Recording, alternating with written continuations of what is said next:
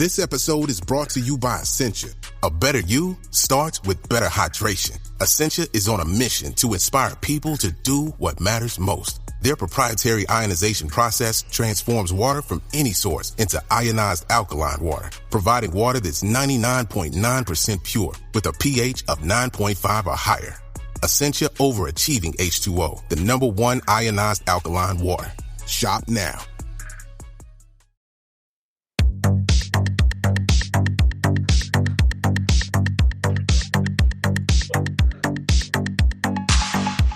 Welcome to the RuPaul's Drag Race Recap Show for All Stars Season 7, Episode 12, titled Lip Sync Lalaparuza Smackdown. My name is Joe Betance, and I am joined, as always, by two legendary legend co-hosts. First, from the podcast, Bravo, effing Bravo.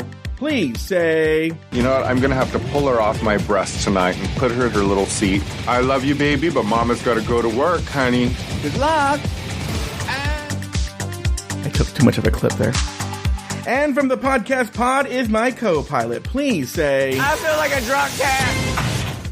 To Taylor, the Latte Boy. Oh, I didn't say hi to Nathan Patrick Brown. You didn't say his name. Yeah, okay, wait, hold on. Take two. Because I realized I pulled the entire audio. And so I made a mistake. Nathan Patrick Brown, hi, how are you? It's monsoon season, baby.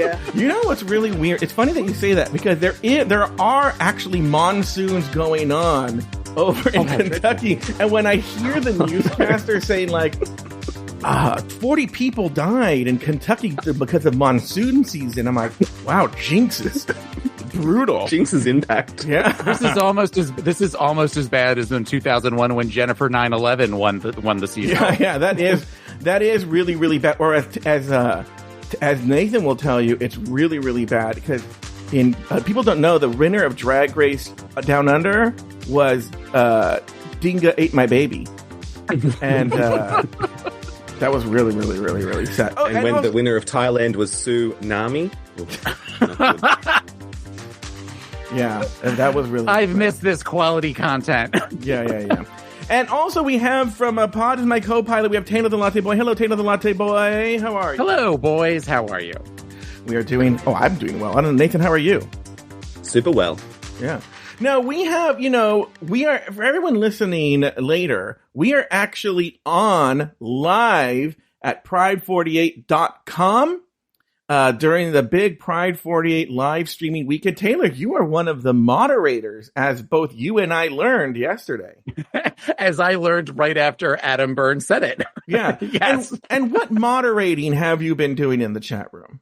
Occasionally just perusing and making sure that everyone is speaking to each other in a respectful manner. Yeah. I would hate to have to wield my power. Yeah. Yeah. Well, so let's actually jump. We only have an hour, right? So let's actually jump right into the episode because I'm sure there will be like many tangents we go on, and we'll talk about, Nathan's taint, which people think we're talking about Nathan Brown's taint. In Australia, it's a hiking location. People don't realize. They go like, oh, we're going to go hawk down Nathan's taint, And so... Yeah, I get a lot of confused people knocking on my door, and I'm like, no, you're looking for the hiking track. Yeah. Tell us about your taint, Nathan. A lot of people here at Pride 48 aren't aware of your taint. We're not familiar. We're not familiar. What has anyone ever commented on it? On my taint? Yeah. Well, not generally, no. Well, it taint the balls and it taint the anus. I mean, I don't know what else to say. Well, do you keep it manicured? Does it glisten in the sun? Does it where you take Doesn't pride see a lot in of it? sun, Taylor. Doesn't see a lot of sun, but it could. I'm a trimmer. Okay, I will trim. Do you like your taint played with? Is a good question as well. Oh gosh, yeah, sure. Who's going to say no to a little taint play? I know people who've said no. I have no problem with taint play. Yeah, I have no problem with it. I love performing taint play. But there are some people who are like, they find it very ticklish. We only have an hour. Let's get into the episode. But first, let's talk about your taint. Yeah. Well, but that's why, this is usually where I do my other plugs, but I'm not going to be doing those plugs now. So look, now, and the buddy get there. All right. This week, the queens walk the runway one final time and compete in 2 lip sync Smackdowns for the crown. When all is said and done, Raja is named the queen of She Done Already Done Had Herses and pockets 50,000 doulas, while Jinx is crowned the winner of All Stars Season 7 and wins $200,000 and the title of Queen of All Queens, which Taylor used to have that title, but since lost it. Ladies, name 2 things you liked about the episode and 1 thing you did not. Let's start with our very special guest, Mr. Taylor Ta-ta-ta-ta. 2 things that I liked about the episode were I was a little underwhelmed by the finale. Mm-hmm. As much as I have absolutely loved this entire season, it kind of felt like a little bit of a letdown. Mm-hmm. But that being said, I loved that Jinx won. She was the girl I was rooting for the whole time. Mm-hmm. And I loved some of the finale looks, the runway looks before they got into the lip syncs. Mm-hmm. The thing that I did not like about the episode was, you know how, when it's the end of the school year and you have to make like some sort of project or something and you have just kind of like little scraps of stuff left. So you kind of put it all together to get something that kind of feels like you're going to get a good enough grade on it. Mm-hmm. That's sort of what it felt like to me with the editing of this episode. There was times that they were clearly taking clips from earlier either in the season or in the episode and plugging them in between conversations to try to make something more dramatic than it was. Mm-hmm. Particularly in the first act, I thought it was like egregious how much they were doing it. And I'm sure we are going to talk about that, the final announcement as to who was winning with that thing that was jammed in there where it sounds like she recorded it on a voice memo on her phone. Mm-hmm.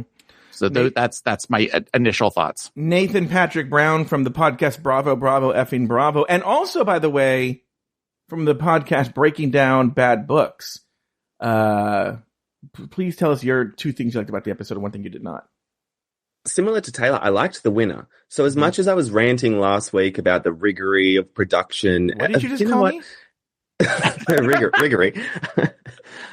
And as like dodgy as some of these lip sync calls were, like the end result was good, so I can't be that mad at them. And it did make for a better episode last week's shenanigans this week, I think. Anyway, I also liked some of the lip sync song selections. I thought that was good because, we've had shitty RuPaul songs in the past. So we had a shitty RuPaul song this one. Oh, we sure did. Yeah. And the one thing I didn't like is there was a lot of filler, more filler than Trinity the Tuck. And the critiques at the runway were so pointless. Yeah. I don't know why they all got a new nickname. I just thought that was so bizarre and boring. Mm-hmm. All right. Note to self, get rid of the nicknames I came up with. Taylor. What about you, Joe? Well, I'm going to tell you something. The Soul Train party was fun to watch. I'm sad I didn't watch it in a gay bar. That would have been fun at a gay bar. There would have been a lot of hoot and holler. Wait, Nathan, why were you laughing at that? Because it's part of the filler that I was like, I'd cut. Well, look, guys, I mean, they have to do something. Yes, there was a lot of filler that needs to cut, but yes. But some of the filler, it would have been fun filler. Speaking of, why on God's green earth would the Vivian go and do that to her own ass on national TV, on international TV? It did not look good. What did Monet say? That meatloaf wasn't cooked all the way? Yeah. I was like, oh, the Vivian. Oh, my God. No. Anyway, so I liked it. It was fun to watch. I'm not going to have nothing else to say about it besides the Viv's ass, look like a hefty bag full of wet cereal. Other than that, I don't have anything else to say. But I will say the other thing I like is that the right people won. The right people won. Okay. The thing I didn't like, the right people won by nefarious means. And I don't know how I feel about that. Honestly, the season kind of feels like the whole run of Game of Thrones, where you're like, oh, this was so good. And then the end, it just seemed to all like rush together. And you're like, oh, I guess I could see how he's the king, but like how we got there is really weird, Yeah. I was dressed like George R.R. Martin when I was watching it too. I would love to go to Comic-Con as George R.R. Martin cosplay. and just like walk around pretending that you're typing something on like you and I talked about the Stephen J. Cannell typewriter where you're just ripping out the pages and throwing them behind you. People thinking that they're grabbing the next manuscript. I figured it out. I do one of those mashups. I go as Boy George R.R. Martin. I dress as Boy George. Boy George R.R. Martin Sheen. Oh, but then that would be, how about Boy George R.R. Martin Lawrence, so you could be Shanae. Oh, yes. Then offend a lot of people. Yes. Yeah. Or I could do Boy George R.R. Martin Short and go as like Ed Grimley / there's a lot we could do there. Yes. But no, I will not do Boy George R. Martin Luther King Jr. No. Because even you have a line you will not cross. Yes. All right. Let's go over to let's go to, that's right, Taylor. I'm not designing that costume right now. All right. After the lip sync, Monet apologizes to Jada for not taking her to the final four and explains why she took Trinity to the end. Later, Trinity and Monet reveal their alliance. Meanwhile, Trinity and the Viv drag Jada around the workroom like a rag doll. The next day, RuPaul enters the workroom and orders the queens to get into quick drag and take part in a Soul Train dance party that Nathan thought was filler. Next, how did the producer Zach write that? How did he know? Weird. Next, RuPaul explains the rules of the finale. The bottom four queens will compete in lip sync Smackdown for the title of Queen of She Done Already Done Had Herses and $50,000, while the top four queens will compete for $200,000 and the title of Queen of All Queens. Let's start with our second chair, Mr. Nathan Patrick Brown. Any big thoughts on everything that happened after the lip syncs where they're sort of just discussing and talking and dragging people around? What are your thoughts on this? Yeah, no big thoughts. I thought it was funny how Trinity and Monet were like, surprise, we had an alliance. And everyone's like, yeah, obviously. Yeah, everybody knew. Yeah. But yeah, not much to say. It was good to see that like Jada wasn't that upset. Like I was more upset after last episode than these queens were. So they were all just like, water off a duck's back. Well, let's hear what Taylor has to say. But Nathan, you're making a good point that actually has sort of been addressed already. But Taylor's Latte Boy, any big thoughts on anything that happened after the lip sync from last week? Yeah, I mean that could have gone south, but I think at this point nobody was going to be the one that was. Jada was never going to come for Trinity after that. And I think knowing the reasons why it all made sense. It all made sense why Monet picked Trinity to be the last one in the four. I guess the thing that was enjoyable about when they were all before they de-dragged is it's clear, and it's been clear particularly the last couple of episodes, none of them give a fuck. Yeah. None of them give a fuck, and that they are not willing to follow the rules, particularly of where they look right at the camera and say things sometimes. I mean, we saw that we've seen that with Shay the last couple of weeks, especially when she thought she wasn't going to win. So she kind of was like, you know what, I'm just going to have fun with this. And we saw that happened with, we saw that happen with Jinx. We saw that happen with, I think Shay did it again when Trinity and Monet talked about their alliance, where she did these surprised, like, Kevin McAllister Home Alone face. But really just kind of the screaming and the yelling and the being silly and that sort of stuff. It just felt like we're going to we know that our time is wrapping up and we just want to have fun. Yeah. I'm going to make my points. Well, no, let me talk about what Nathan was talking about first, and then I'll get to my point. So Nathan was talking about how, what was your point? I said a good point, Nathan, that they just had fun, or I don't know what it was. I don't listen to you. I was more upset than they were. Oh, yeah. You were what you were talking about? So here's the thing is the queens have slowly been during the season talking about their experience.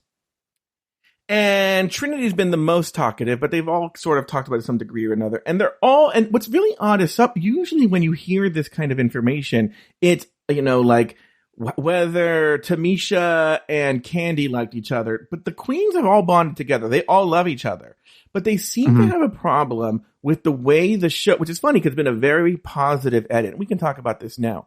Been a very, very positive edit. And the queens who've been on the show have not liked that. actually. They feel that their experience has not been represented on screen. Now, we'll get back to the controversy about Raja yelling at Michelle. We'll get to that. But Evie, just in the past 24 hours, has written online, and I'll read it right here. She writes, I truly wish you could have seen even a quarter of the real journey we experienced together instead of all the strategy BS. But I guess that's what I get for participating in a quote-unquote celebratory season of a global reality television franchise. In the end, I'm happy you all enjoyed our hard work and our harder play. Then she wrote another post where she said, actually decided I'm not done. To be honest, my experience was pretty gruesome from the start, and while you can be assured that none of that will make the edit, it doesn't change anything in the moment. Going back, I learned a lot about myself, as I was forced to question whether or not I fit into this specific world, even as a winner. But instead of showing any of that struggle, or really any reason for me to be there, I've been lobotomized and presented as some goofy big dick mascot, which is actually what Nathan's role in the show is. I know, same. I get it. New listeners, Nathan has a huge, giant, like Mike Lawson is jealous. Bravely laughing through my chronic illness, happy to be along for the ride. The only part of my truth that was shown was how the girls were my rock in this competition and how happy it's made me to share any more of my art with you. So for that, I'm truly thankful. Let's go around the horn here. We'll start with, well, Taylor, we'll get to you because you're a noted mental health professional. But Nathan, now that you hear that, what are your thoughts on what you hear there? Just from Evie's perspective, who wants $0. Yeah, I hear what she's saying. So drag is hard. And I see when you present this sanitized version and you take away the struggle or, any minor fighting, it does probably weaken the narrative that the reality that she lives. So I get what she's saying. Mm-hmm. And now I'm very excited to bring this topic up to our good friend Taylor the Latte Boy, who, as you know, as well as being a noted mental health professional, is also the author of the book Drag Me to Therapy by Taylor the Latte Boy DDS. So you're going to have a lot of thoughts on this. Taylor the Latte Boy, go ahead.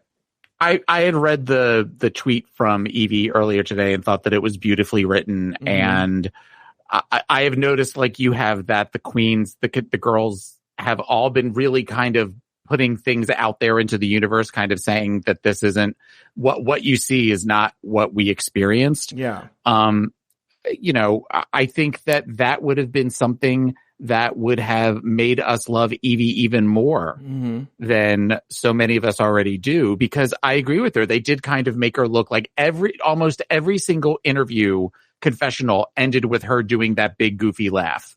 And just kind of right. Yeah. So to have that where, you have somebody who really kind of was having a struggle.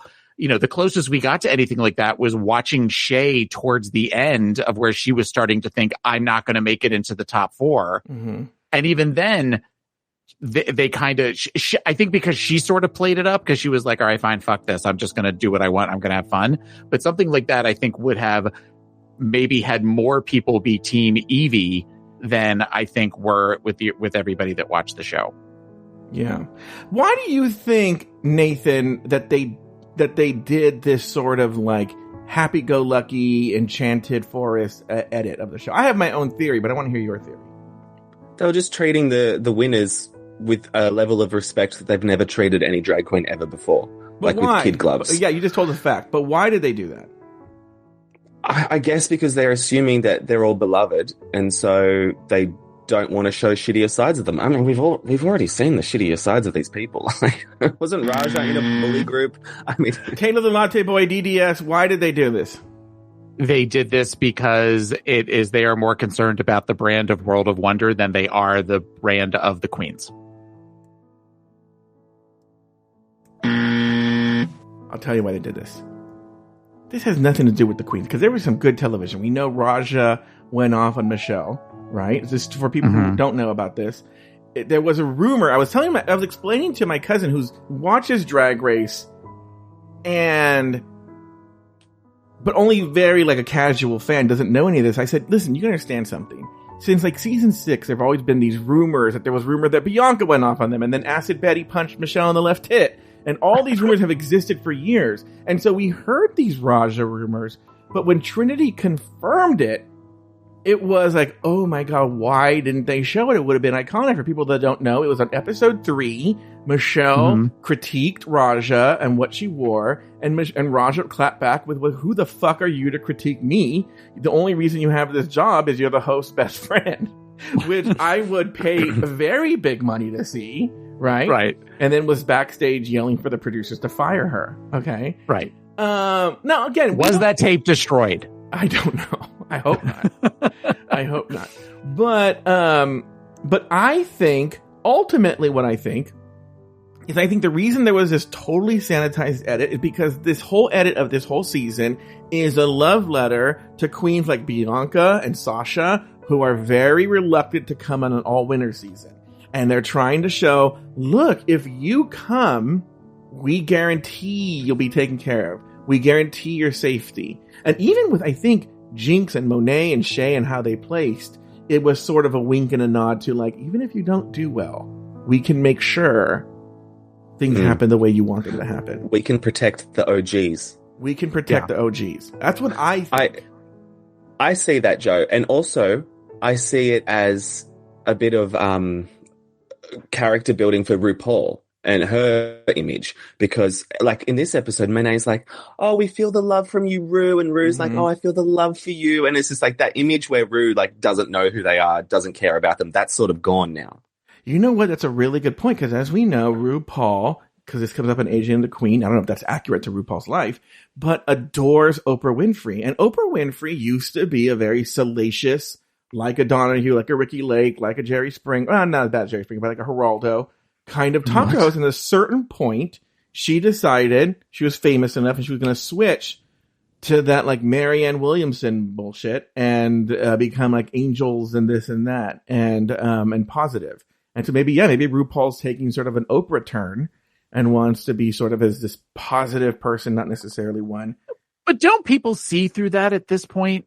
I mean, it's just the whole, I mean, getting ahead a little bit. But she did this a couple of times this season of where she did the, you know, we as gay people get to choose our, but and like no tears, no, where, I mean, at this point, you're like, this is camp at this point. It's not even, you're not even trying to actually be an emotional person. Yeah. I can't help but think that we as gay people, we can kind of see through that shit and just realize like, oh, you're an asshole. Okay. I get it. This is all about you cashing that check at the end of the day. Yeah. But I think, and this is a big thing that I'm sure a theme, not a thing. The big thing is between Nathan's legs. The big theme, I think, we'll be coming back to. Nathan, let me ask you this. Have you ever heard of the website Dick Code? No.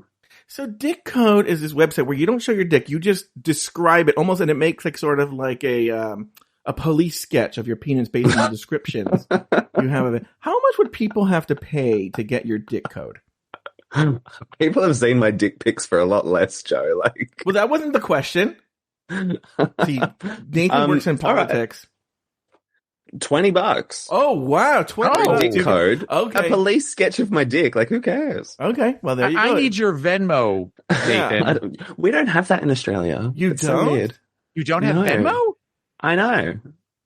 We have to send cash by carrier pigeon. It's crazy. Like, or what about you put Zelle? it in a kangaroo's pouch and you send it on its way. Zelle or like at cash? No, none of that. None of that. Oh, it's fucking weird. PayPal only, baby. Yeah. Huh. Interesting. Anyway, so, oh, you know what? Is it called Omnev?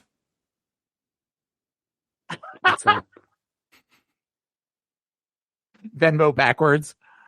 Oh, yeah, because it's down under. Speaking of down under, if you want to see Nathan's Dick Code, I'll tell you what, Nathan, I'll make you a deal. I'm being completely honest, they can Venmo or PayPal me and I will give you 100% of the proceeds. I will keep zero of it. In fact, I'll even probably end up paying fees to get it to you.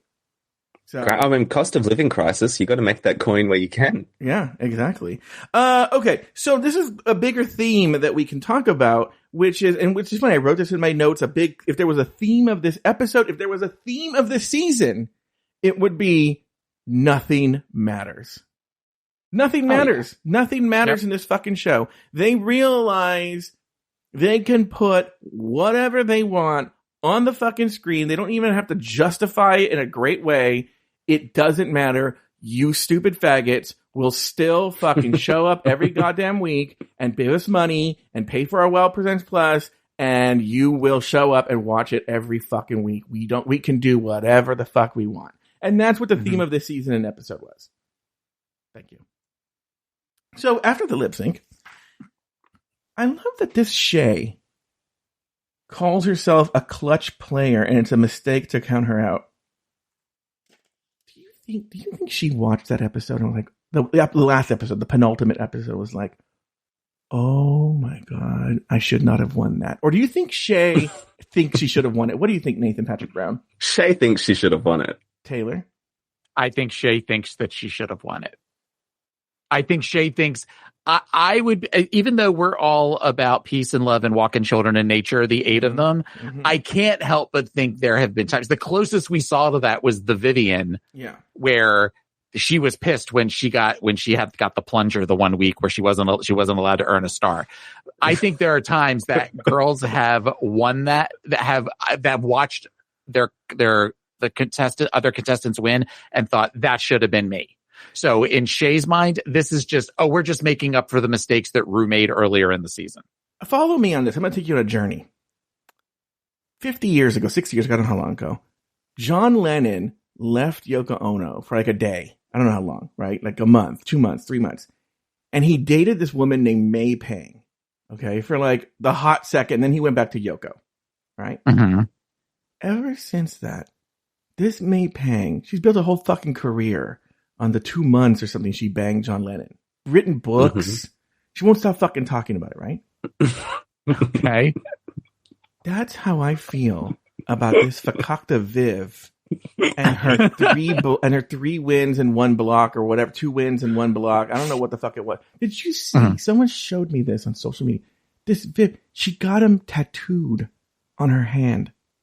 What do you mean? The middle finger is a plunger, and then she has the badges on the other 2 fingers. No. Yes. Can somebody post that, please, in the Discord? Yes. I'm all, bitch, get over it. What? Like, does she realize that Jinx also was blocked and didn't win by her? Trinity too, I think. Trinity the Tuck was blocked, and the next week could have won, and those bitches never mention it. And because you might think, oh well, Jinx won, so of course she didn't. Trinity didn't win. This Viv can't stop talking about it. Yeah. She should put that much effort into doing some squats. We saw the butt. Thank you. The meatloaf that wasn't completely cooked. Taylor, have you ever twerked in your life? For real, like real life twerked? No, as for comedic effect, absolutely. No, but for no. But like Babalu is like, oh, I forgot, something in the room. And then he comes back and you have your panties down and you are twerking ready for, okay, wait. Okay. Now Taylor, this is for science. When he's been balls deep inside of you, have you ever done that thing you see? Oh, he's behind you. Have you ever seen that thing behind? Balls deep? Yeah. Yeah, literally. Where you bounce up and down on his schwanz. Like you just need it in you so badly that you're like. I think you have a feeling that's happened at least once or twice. But is that twerking? No, but is that just being a good bottom? That's what I feel like that's. I think it's being a good bottom. Yeah. No. No, I have never done an actual twerk. I am impressed with people that can, particularly I'm impressed with men that can really twerk. There's that guy you and I have talked at Jojo Gutierrez or something. Jojo Siwa. I didn't know. Jojo's not a man. Yeah. Taylor, Jojo Siwa's not a man. No, Jojo, it's the one that was the lion in the Todrick Hall and RuPaul video. I didn't know his name. That, I do not, guys, again, I don't like Todrick Hall. I'm not going to get into it. We don't have that much time. But that lion in that Fakakta video is so fucking hot. It's not even funny. But Nathan, we don't want to leave you out. Have you done that? Because your verse. Not twerk. I wouldn't call it twerking, but like Taylor said, just backing it up on a dick. Yeah, that's what you got to do. Yeah. Now, listen, we're at the halfway point. We got to take a break. When we come back, there's obviously we're going to talk about the show, but one of the things at some point what I want to talk about is this new term that Grindr's trying to push called, if you identify as a side, okay? And we'll talk about that. We'll talk about all those things when we come back right after this.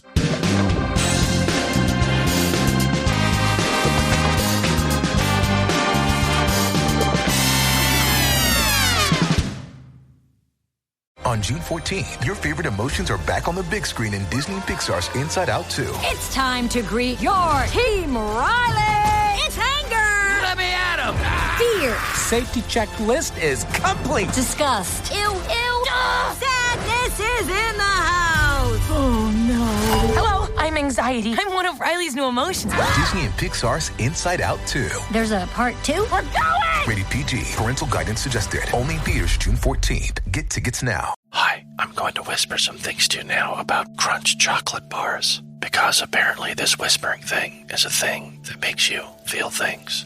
It's saying something crunchy is coming in the candy wrapper language. Imagine your tongue hiking up those crispy, rocky ridges. Now, drum roll, please. Wow, that's good.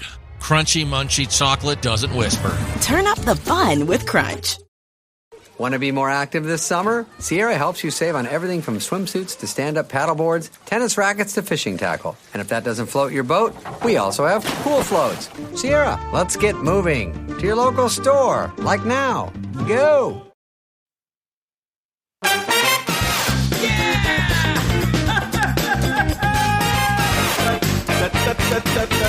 Yeah, we are back.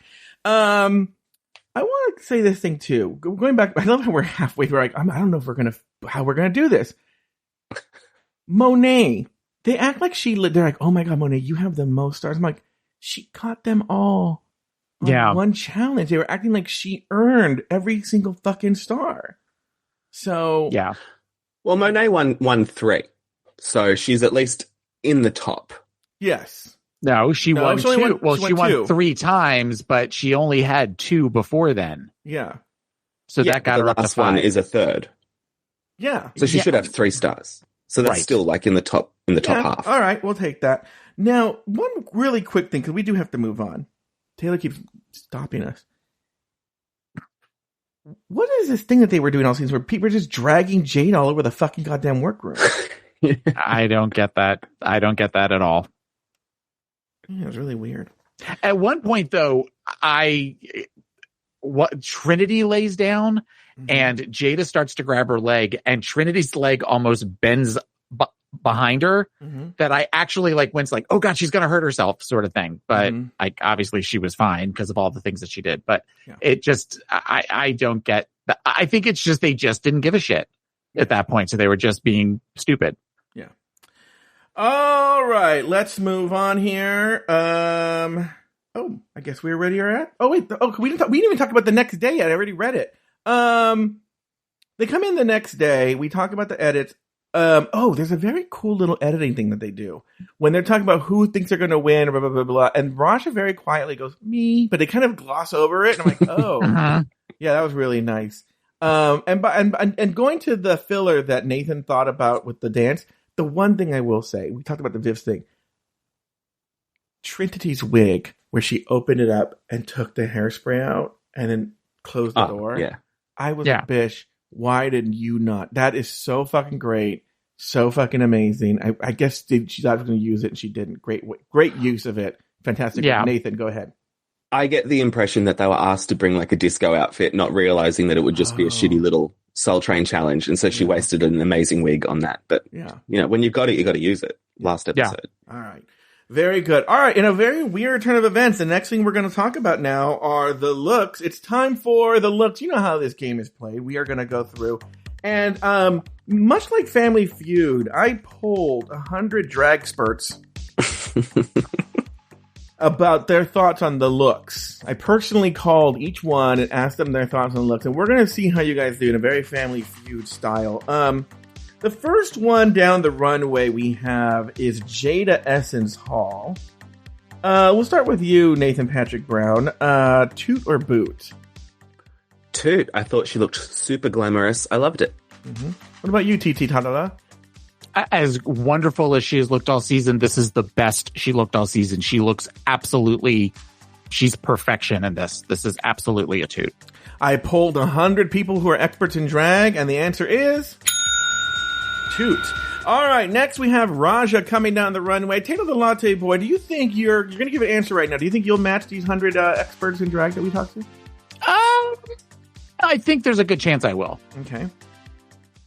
All right, so Raja, she kind of came out like a bug alien type thing in a blue and a black outfit with cool contacts. I liked this look, so I'm going to give this look a toot. All right, Nathan Patrick Brown. For me, it's a shoot. I loved it. I loved every little bit of it. I thought it was so good. Well, we polled 100 drag experts. They gave us their opinion. The answer was very good. Taylor, are you going to be describing the looks? You know the looks are off the top of your head? I'm looking at a picture of them right now. Oh, look at her. Oh, everyone should know this Taylor Latte Boy. What a fucking utter professional he is. Mm-hmm. No wonder he's a moderator on Pride 48 weekend. I live for it. All right, next we have the Vivian. Taylor? The Vivian came in an outfit that was all black, but had a corset that was like a brown color, but it was all ostrich feathers. The skirt was, and then the sleeves, it was almost like a cap sleeve that was ostrich feather. I did not like this look. I did not like the top to it. It looks like it needed to be ironed or steamed or something. It just wasn't. It wasn't as flattering as I think she wanted it to be. So I'm going to give this look a boot. Nathan Patrick Brown?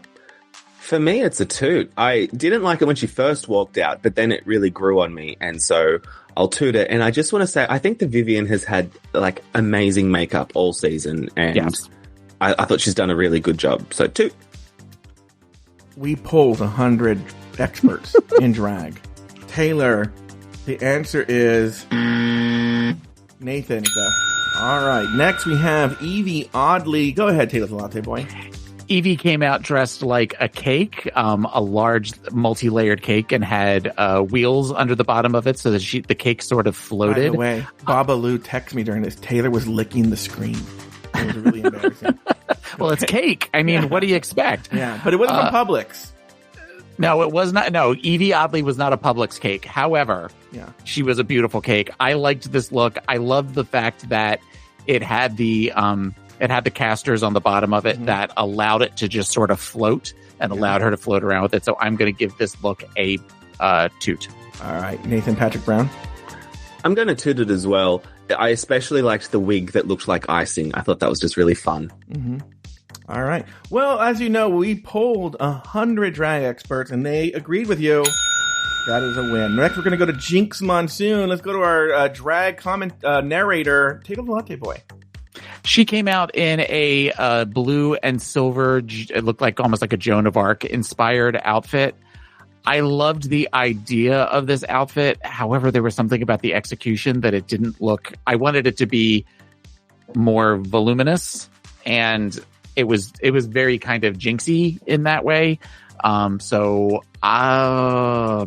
I'm going to give it a boot. Nathan Patrick Brown. I see what you're saying there, Taylor. There are some issues with it. It wasn't jaw-dropping, but I still really liked it, so I'm going to toot it.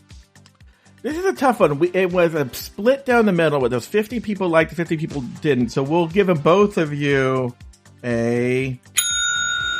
All right. Next, we have Monet Exchange. She came down the runway. Taylor Latte Boy, go ahead and read us her filth. Monet came out in a bodysuit, a nude bodysuit with stoning that was placed in various places in this beautiful, like taffeted blue wrap that kind of went around the back of her. She described it, I think it was almost like Wakanda at the Met Ball. At first, I did not like this because I felt like we saw this in All Stars with Shay, and that was such an iconic look with the where she came out kind of naked with the short afro and everything. But the more that I look at this, the more I think she does look really beautiful. And for her to come out and not be known as a bald queen and come out with the bald head, I thought was a very powerful look. So I am going to give this look actually a toot. Nathan Patrick Brown. I agree. I thought it was really fun. I thought the details were great. So I'm tooting. Well, once again, we polled 100 experts in the field of drag, and they came back with they gave it a boot. I agree with you guys. I agree with you guys. But anyway, next we have Shea Coulee, Taylor Latte Boy. Shea came out in a dress that was very, I guess, like layered, kind of citrus colors inspired. I'm seeing things like, greens and kiwis and oranges and that sort of stuff. I guess my problem, I didn't necessarily like this look, and it feels like the last couple of episodes is when Shea has decided to experiment with her makeup a little bit, and that it's distracting for me. From what I expect from Shea Coulee, who is a beautiful queen. So I am actually going to give this look a boot. A boot. All right. What about you, Nathan Patrick Brown? I thought it was a really interesting silhouette. I thought it was a little bit different. I enjoyed the citrusy colors. I'm going to toot. All right. Well, as you know, we spoke to 100 experts in the field of drag. Taylor the Latte Boy, it's a Nathan Patrick Brown. Finally, we have Trinity the Tuck. What do you think there, Taylor the Latte Boy? Trinity came out in a stoned nude suit, with apparently her pussy was stoned, and sort of a pink/peach kind of almost like overcoat to it. It's a very Trinity final look. This is what I expect from Trinity. And I thought she looked pretty. Is it my favorite look? No, but for Trinity, I think she looked really beautiful, so I'm going to give this look a toot. What about you, Nathan Patrick Brown? I thought it was great. It was so sparkly. I wish there was like a ridiculously long train, but I'll take it. So, toot. All right. Well, we asked 100 drag experts what they thought, and they agree with both of you, and that's going to do it for the looks. All righty, let's move on. Later on the main stage, RuPaul gets emotional thanking the girls for an amazing season, and then RuPaul brings Michelle's nightmare to life when she performs her song Smile, accompanied by killer pit crew clowns. Let's stop here and talk about this main stage nonsense that happened here. Taylor, did you have any big thoughts on what happened on the main stage? When you consider how much I love the song Catwalk, and when she came out and did that, and I mean, Ru just kind of walks from side to side, and that's fine. Yeah. But to go from something like that to this horrible song was a missed opportunity. I mean, to even just come up with a new, like a song like a You're a Winner Baby kind of type thing, because it is all of the queens of all queens. And then she did this, let alone the whole thing with the clowns, and then the stupid scene at the end where they were standing around Michelle. Like, it just seemed very early 80s variety show to me, and not in a good way. That's my wheelhouse, but it just was like not a good one. What about you, Nathan Patrick Brown? The song was horrible. Yeah. The acting from Michelle was horrible. That little skit at the end where Carson and Ross are like, it made me want to go live in the woods with no internet and no devices so that I could never see it again. Wow. It was horrible. That's not a read. This is a read. Thank you. The whole thing was cringy. Everything in the main stage was cringy. The editors must have been like, oh my God, we actually have to use this. Yeah. We're so short on time, which I've never understood because it's on a streaming platform.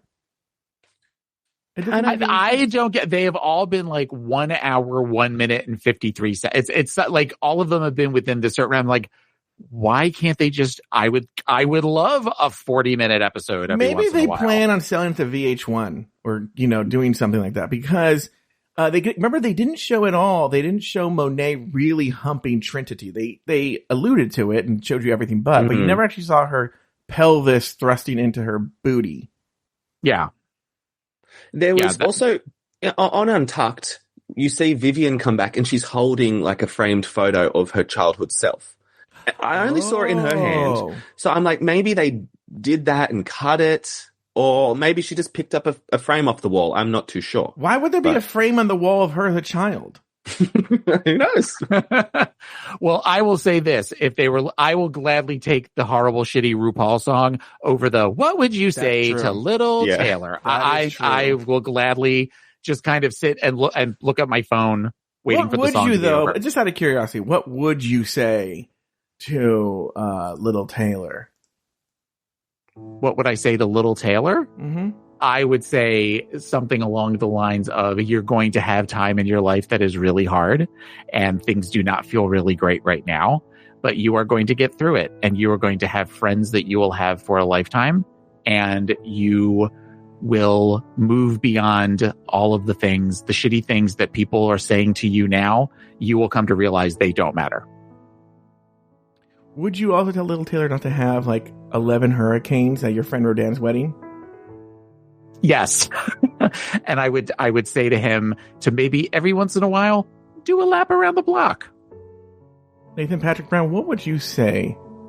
Now, I know you probably call your penis little Nathan Patrick Brown, but what would you say to younger Nathan Not Patrick so Brown? Little Nathan Patrick Brown. Yeah, what would you say younger? I'd say, first of all, buy some Apple stock. Get in on the market as early as you can, and then I'll say, one day you're gonna be reached out from a man on the internet.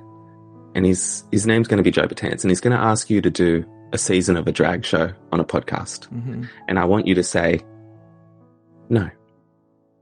And then you'll regret that. And then I want you to go back to him and say, actually, yes, I will. And then you'll have fun. That's what I'll say. I got Nathan immediately regretted what he said right now. I was like, oh my God. It was weird. Oh my God. I've never seen, let me say this to younger Nathan Patrick Brown, and then let me say this to a minute ago, Nathan Patrick Brown. Yeah. It's like a Terminator type situation. Yeah. It was like, Right. let me say this to me 30 seconds ago. Yeah. Yeah. What would you say to yourself, Joe? Now, Taylor says it to me all the time. No, I won't do this show. Yes, I do. I say it to you all the time. What would Babalu say to Taylor Latte Boy 5 years ago about doing RuPaul's Drag Race recap?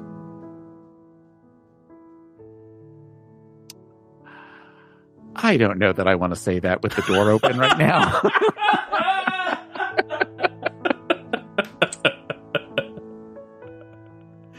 All right. Oh, let's do this right now since we're at the 45-minute mark. Let's actually talk what I was telling. Did you guys see on Grindr? They've now have this new term. I've never heard it before. Grindr. Side. Do you know about this side thing? Yeah, that's been around for a while. Oh, I didn't know about it. Do you consider yourself, or would you ever consider yourself a side? Yeah. Oh, for those of you listening, a side, I believe, is someone who just doesn't engage in anal sex, right? Yeah. Like everything but. Yeah. What about you, Nathan Patrick Brown? So to speak, everything but. Yeah. I wouldn't, label myself as a side as such, but there are some days where you're like, I'm just a side today, Mm-hmm. I think a lot of work goes into anal, and it's not a lot of work that I want to be doing all the time. Mm-hmm. So, yeah. Interesting. I think, and I never knew there was a term for it. I think I would have identified as a side. Now, look, are there special occasions like birthdays and Arbor Day and all this stuff, Cinco de Mayo, that I would have, all bottom, but yeah, I'm with Nathan. Like, it's just so much fucking work, so much fucking work. And like, I have a friend who used to complain about a boyfriend of his because that boyfriend, only liked to dry hump. Right. And I was like, I'm a big fan, not necessarily of dry humping, but I'm a big fan of like me on my back, right? Maybe I'm exposing too much here. And my boyfriend putting my penis, the shaft and head, and like rubbing his butt crack up and down it. Does that make sense?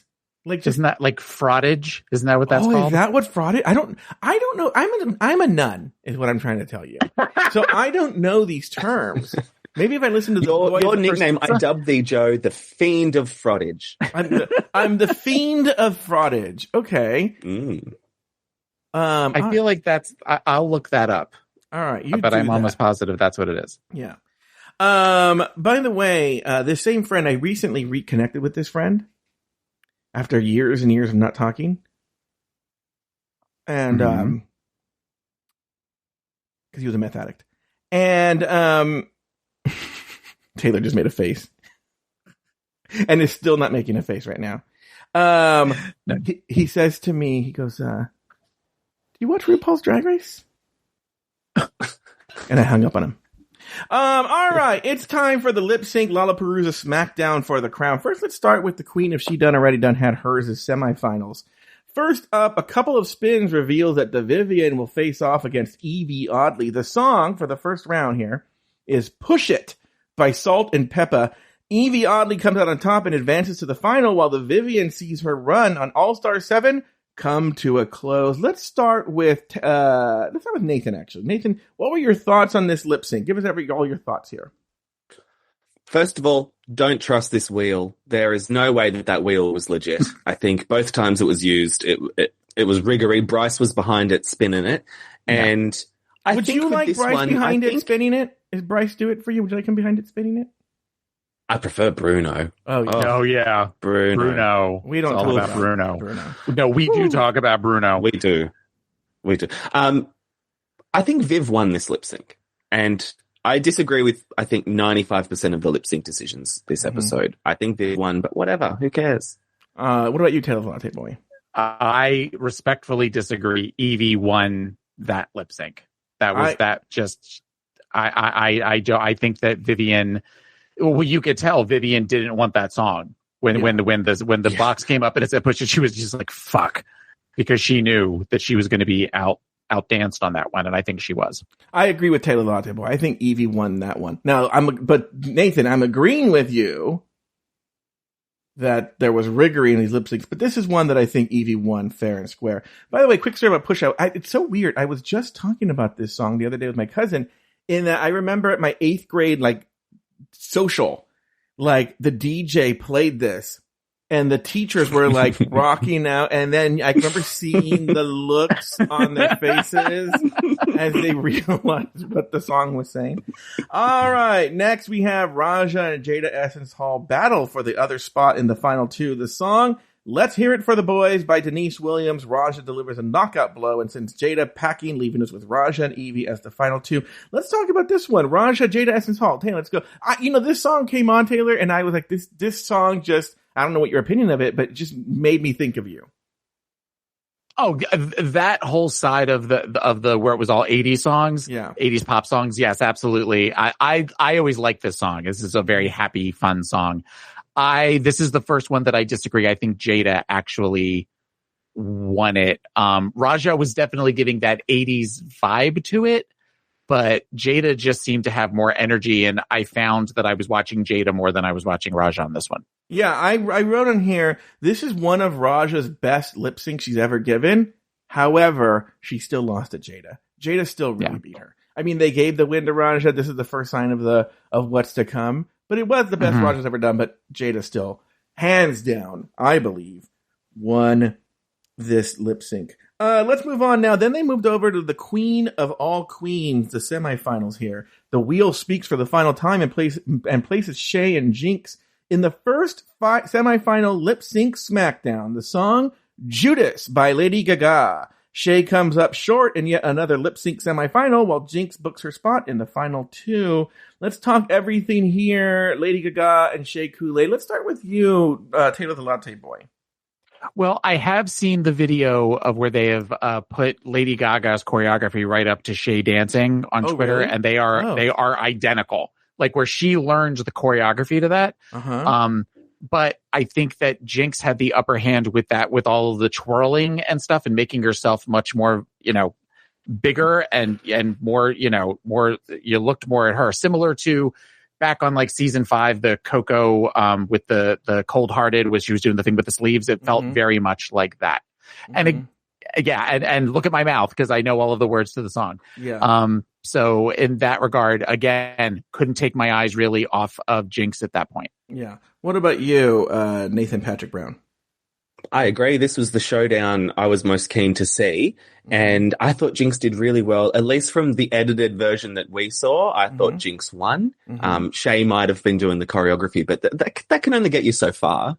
And I do kind of think it's hilarious that Shay just has this habit of losing in a lip sync Smackdown. It's kind of, as awful as it is, it's kind of hilarious. It's funny that you say that, Nathan Patrick Brown. I will say, I agree with Taylor. I think Shay really won this lip sync. And what is happening is just like with, not with Raja, with Jinx. I mean, Jinx is the winner of the season. I mean, if it would be January 6th all over again if Jinx would have won. Right? But what I'll say is what I found very, very interesting was we were in a position where Shay won this lip sync. And what Shay might agree should have happened in season 9 during her Smackdown, where Shay was the person who should have won that season, is what happened. You know, so Jinx deserved to win because of her performance this entire season. When you take it in aggregate and you put it up against Shay, yeah, she should have won because of what she's done the whole season. But had this been the case in season 9, Shay would have won that lip sync. It shows you how much you've evolved since then. Because that was the first? No, because I think Peppermint versus Trinity was. But it was the first round of the very first lip sync Smackdown for a crown. And I think it just blew everybody away. But because in season 9, if you were going based on just achievement, then yeah, Shay should have won. And so the roles were reversed this time. Okay, let's move on now. Next, Monet and Trinity square off in a lip sync battle for a spot in the finals. The song "So What" by Pink. Monet advances to the final 2, sending her twinner Trinity hacking. Let's talk about this one. I thought this was the closest of the two of all the lip syncs. But what did you think, Nathan Patrick Brown? I thought they were both great. I think Trinity did win it. Like, she had the pink haircut. I mean, come on. Yeah. And the sex simulation on stage, like, trend alert. I don't know why it keeps happening, but this time I wasn't that bothered. Yeah, it did happen a lot this season. What about you, Taylor the Latte Boy? Any big thoughts? I had said to Babalu when they were first doing the wheel spin and Jinx was the first person, it's going to be Shay, because there is no way after this whole twin thing that they are not going to have the two of them or where one of them has to beat the other. Well, no, because when Jinx and Shay went, and then the two that were left were Monet and Trinity, that there was no way. I know what you're trying to do. No, I know who my queens are. There was no way that it wasn't going to be the two of them going against each other. Mm-hmm. I think on this one, I think it was very close. Not mad at the winner, but if Trinity would have won, I would have been completely fine. All right, let's go to the finals of the She Done Already Done Had Herses. In tonight's first final, Raja and Evie battle to be crowned the queen of She Done Already Done Had Herses. The song Sisters Are Doing It For Themselves by the Eurythmics and Aretha Franklin. Raja emerges victorious and takes the title of Queen of She Done Already Done Had Herses. Let's start with you, Nathan Patrick Brown. I thought Evie's wig reveal thing was so good. I was gagged. I was like, oh my God, no, her wig fell off. And then I was like, oh, it's a bit. Oh, she got me. She got me good. So I thought she should have won. I thought Raja was a bit boring, but whatever. Yes, Taylor the Latte Boy. I would have to agree with that. Yeah. Yeah. And the same thing with the wig where we gasped when it happened. And I feel like Babalu went, oh no. Like, I mean, where there was just this like, to get so close. But then you also think, as it's been going on, we saw that with Kylie, the last All-Stars, where she tripped on the dress and thought, okay, well, maybe that kind of is, they're showing this as a redemption thing, but ultimately Raja won. All right. Finally, Jinx Monsoon faces Monet Exchange in a final lip sync battle for the crown. The song Swish Swish by Katy Perry. In the end, Jinx Monsoon is declared the victor of All-Stars winners and crowned queen of all queens. Ladies, any final thoughts on this? Let's speak on the episode, on the season. Why don't we start with you, Taylor the Latte Boy? What a weird song for the final song for the Queen of All Queens. Like, when it started playing, I was confused by that.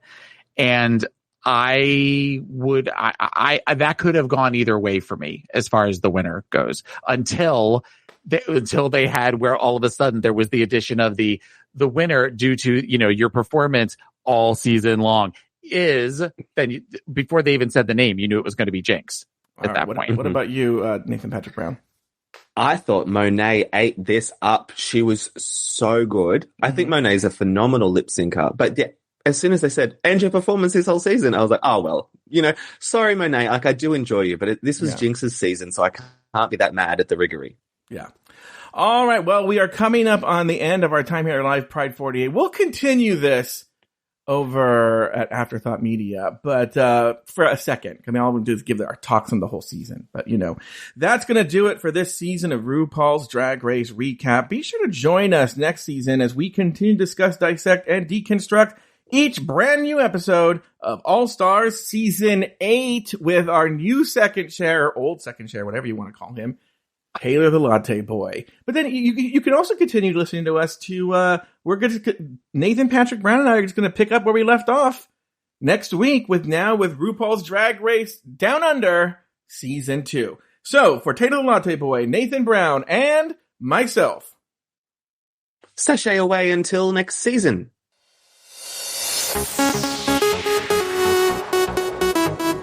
Thank you for listening to RuPaul's Drag Race Recap. Have something to say? Leave us a voicemail at speakpipe.com/afterthoughtmedia or email us at dragracerecap@afterthought.media. For more Drag Race and LGBTQ content, support us on Patreon at patreon.com/afterthoughtmedia. This episode was produced by Luke Stamen and Zach Birch. Nathan Brown has 2 other podcasts. The first is Breaking Down Bad Books and the other is called Bravo Bravo Effing Bravo. You can find those podcasts wherever you get your podcasts. You can also find Nathan on Instagram at NathanBrown90. Finally, follow Joe Betance on Instagram at Joe Betance.